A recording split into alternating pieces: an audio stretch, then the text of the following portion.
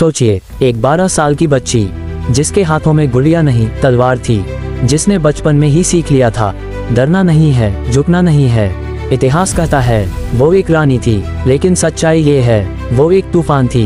ये कहानी है रानी लक्ष्मीबाई की, और यकीन मानिए इस कहानी का अंत आपकी रगों में आग भर देगा। रानी लक्ष्मीबाई का असली नाम था मणिकर्णिका, लेकिन लोग उन्हें प्यार से कहते थे मनु। मनु बाकी लड़कियों जैसी नहीं थी। जब दूसरी लड़कियां खेलती थीं, मनु तलवार चलाना सीखती थी।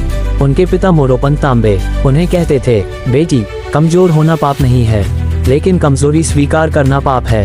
यहीं से एक साधारण बच्ची योद्धा बनना शुरू हुई। मनु घुड़सवारी करती थी, तीर चलाती थी और तलवार से डर को काट देती थी।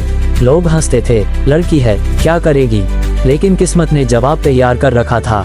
वक्त बदला, मनु बनी झांसी की रानी। झांसी की रानी बनने के बाद लक्ष्मीबाई ने कभी सिंहासन को आराम की जगह नहीं बनाया। वो जानती थीं राजगद्दी जिम्मेदारी होती है, शान नहीं।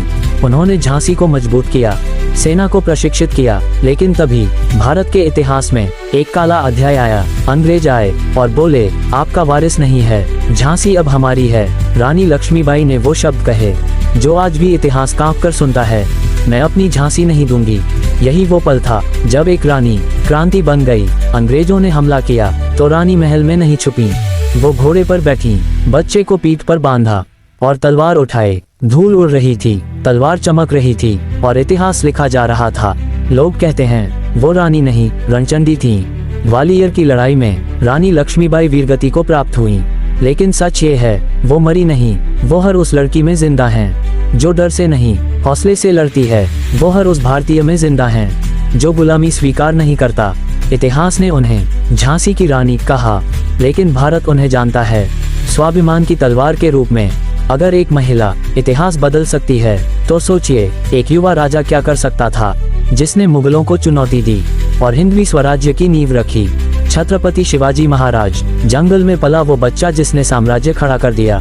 वालेकुम, वीडियो आपके लेफ्ट साइड है और आस वीडियो और देखने के लिए राइट साइड बेल सब्सक्राइब करें, क्योंकि यहाँ इतिहास पढ़ाया नहीं जाता, जिया जाता है। इतिहास उन्हें याद रखता है जो झुकते नहीं, और भारत उन्हें पूछता है जो लड़ते हैं।